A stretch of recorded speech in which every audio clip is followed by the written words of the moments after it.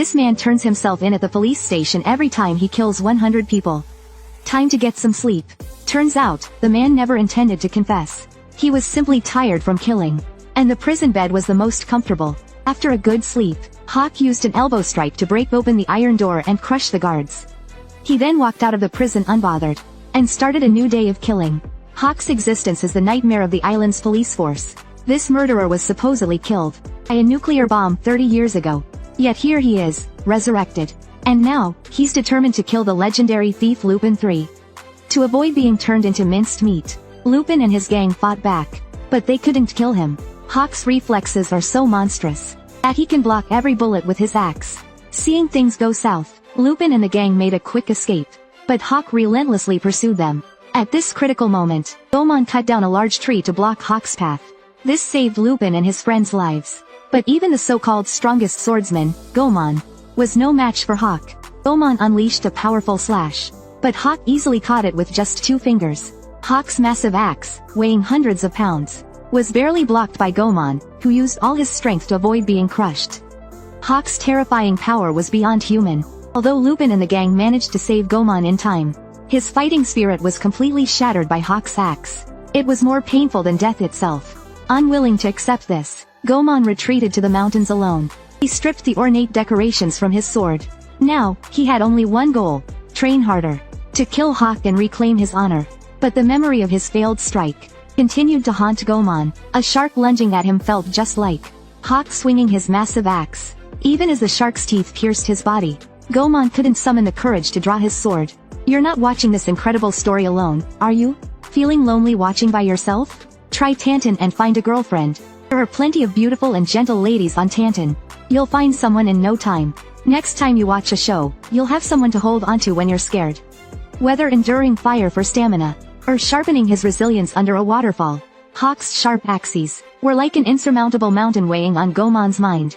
At night, Gomon stood on a towering mountain peak, training his focus. But even by dawn, he couldn't find the right moment to strike. 3 days passed, and Gomon didn't eat or drink. The wound on his back grew severely infected. But the most despairing fact was that he had no time left to train. Previously, Hawk indirectly killed the boss who hired Gomon as a bodyguard while pursuing Lupin. The boss's son gave Gomon 3 days to kill Hawk and avenge his father. Now, the 3-day deadline had passed. The employer's men found Gomon. Learning that Gomon had failed to kill his enemy, the boss's son decided he had no reason to live. One of his men knocked Gomon out with a single blow. They mocked his swordsmanship, calling it as pathetic as he was. Seeing no response from Gomon, one of the men stomped on his body. But suddenly, Gomon's body seemed to awaken a hidden power. The enemy's movements appeared in slow motion. In his mind, I have no reason to cut you down. Step aside.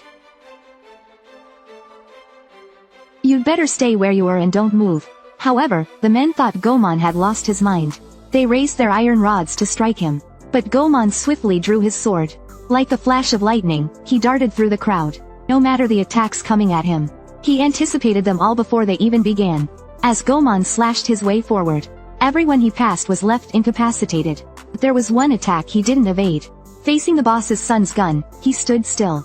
He accepted the shot as repayment for the boss's kindness. Then, he drew his sword again, cutting off the gun barrel and a lock of the son's hair. Now, his only goal was to defeat Hawk and reclaim his dignity. At the same time, Hawk was chasing Lupin and Jigen. In desperation, they hid inside a crumbling temple. They thought they could fool Hawk, but Jigen's large hat was too conspicuous. Suddenly, a massive rock was thrown inside, leaving both of them gravely injured and unable to escape. Just as they were about to be chopped into pieces, Gomon arrived just in time to save them. Without hesitation, Gomon unleashed a sword strike. But Hawk caught it once again. Hawk then used brute force to send Gomon flying onto the roof. Eager to end the fight quickly, Hawk charged into the temple, swinging his axe and destroying all the supporting pillars. With no support, the entire temple collapsed. Hawk rushed toward Gomon again. This time, in Gomon's mind, he saw Hawk's attack movements clearly. He drew his sword and shattered Hawk's axe. Then he reversed the blade, taking advantage of an opening in Hawk's swing, and severed one of Hawk's arms. At this moment, Hawk was no longer a match for Gomon. His extraordinary perception warned him that if the fight continued, the next thing to fall might be his own head. The mere thought of it left Hawk terrified. "Don't worry, my blade does not cut those who fear death." Before every kill, the man would roll a dice. The dice roll determined how many shots it would take to kill his target. This time, it was 4 shots. He loaded the bullets into his gun, then aimed at an empty street. Before the target even appeared, he pulled the trigger. He thought the shot would miss. But unexpectedly, the target showed up right in the bullet's path. The second shot followed, but to the killer's surprise, the target's companion sacrificed a leg to block the fatal shot and save him. However, the killer didn't fire a third shot. Instead, he left the scene. He wanted to slowly torment his prey. What the killer didn't know was that his target was also a top marksman, none other than Daisuke Jigen. Upon examining the bullet from the wound, Jigen identified the killer's identity. This bullet had previously killed an important client Jigen was protecting. It seemed the killer wasn't planning to spare him either. Determined to strike first, Jigen made his move. But upon finding the killer's hideout, both Jigen and his ally were stunned. The killer's backyard was filled with countless gravestones, each one marking a victim of his gun. He even had a gravestone prepared for Jigen. Clearly, the killer didn't see Jigen as a human being. This only strengthened Jigen's resolve to kill him. When they sneaked into the building, they heard Fujiko's cries for help. It turned out Fujiko had been hiding there to steal treasure. But instead of succeeding, she was stripped of everything and locked in a dark room. At that moment, the killer suddenly appeared behind them. In truth, the killer didn't know Jigen at all. Killing Jigen was just another job from his employer. But in the confined space of the room, Jigen had an absolute advantage. At such close range, no one could outdraw Jigen, especially since the killer was a sniper. Skill useless in close combat. Yet the killer remained calm, steadily closing the distance to Jigen. "You're not watching this amazing story alone, are you? Feeling lonely? Try Tantan to find a girlfriend. Tantan is full of beautiful and gentle ladies. You'll find someone quickly. Next time you watch a show, you'll have someone to hold onto when scared." At this moment, it felt like time had stopped. In the next second, Jigen swiftly drew his pistol. But the killer was even faster. With a single shot, he knocked the gun out of Jigen's hand. Unbelievable. Jigen, renowned for his speed, had been outmatched in a quick draw. It turned out the killer's bullets were specially modified.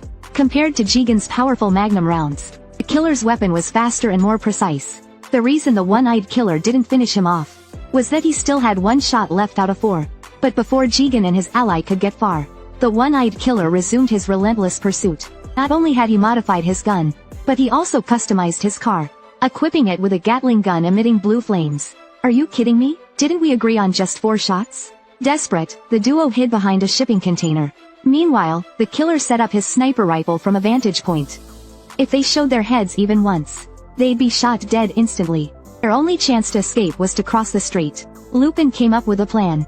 At the count of 3, they'd both run across to confuse the killer. Hearing Lupin's plan, Jigen was furious. "Are you insane? 3, idiot." Lupin was too naive. He underestimated the killer's skill. Right before his eyes, his best friend was killed in front of him. To avenge Jigen, a new plan began forming in Lupin's mind. Before the final showdown, Lupin leisurely enjoyed a cup of coffee. The killer, however, had already set up his sniper rifle on the rooftop. He rolled the dice again. This time, the roll determined Lupin's death in 1 shot. What a pitiful guy. The killer raised his gun, aiming at Lupin. He calculated the wind speed and adjusted his angle. Then, he decisively pulled the trigger. The bullet shot out like lightning. But the breathtaking scene didn't happen. The shot missed Lupin entirely. Instead, the bullet pierced the killer's chest, leaving a gaping hole. The killer quickly turned to see what happened. To his shock, the supposedly dead Jigen aimed his gun at him. Jigen retaliated with a shot, hitting the killer's knee. But Jigen Daisuke was definitely dead. Alive and well, the hole in your knee is proof enough. Someone at your level wouldn't notice a thing. The killer was utterly stunned. Why was Lupin's voice coming through his earpiece? It turned out that when the killer first sniped at them, Lupin sensed something was off. How could the killer predict their movements so precisely? Looking up, Lupin realized the city was filled with surveillance cameras. Lupin guessed the killer had modified his own eye. The killer had linked his vision to the surveillance network. This allowed him to monitor the entire city in real time. No matter where Lupin and Jigen hid, they couldn't escape his eyes. So Lupin devised a plan. On the day the killer killed Jigen, Lupin tampered with the surveillance system, delaying the killer's vision by 5 seconds. The killer's overconfidence had been his downfall. Lupin was able to pinpoint the killer's location, because, during their infiltration of his home, Lupin had stolen the killer's surveillance equipment. Now, the killer was seeing what Lupin wanted him to see. Realizing this, the killer admitted defeat. He dropped his weapon, pleading for a swift death from Jigen. But Jigen refused to kill an unarmed man. All he wanted was to reclaim his lost honor. True warriors respect each other. The killer donned a new suit, loaded his final bullet, and the duel began. When the wind ceased, both drew their guns and fired simultaneously. Jigen was 0.01 seconds slower. The bullet grazed Jigen's face. Had Jigen lost again? No. The killer's arm had a massive hole in it. The killer's modified bullets were fast. They lacked stopping power. When the two bullets collided, Jigen's magnum round deflected the killer's shot. No matter how fast or well you modify your gun, it holds no romance for me.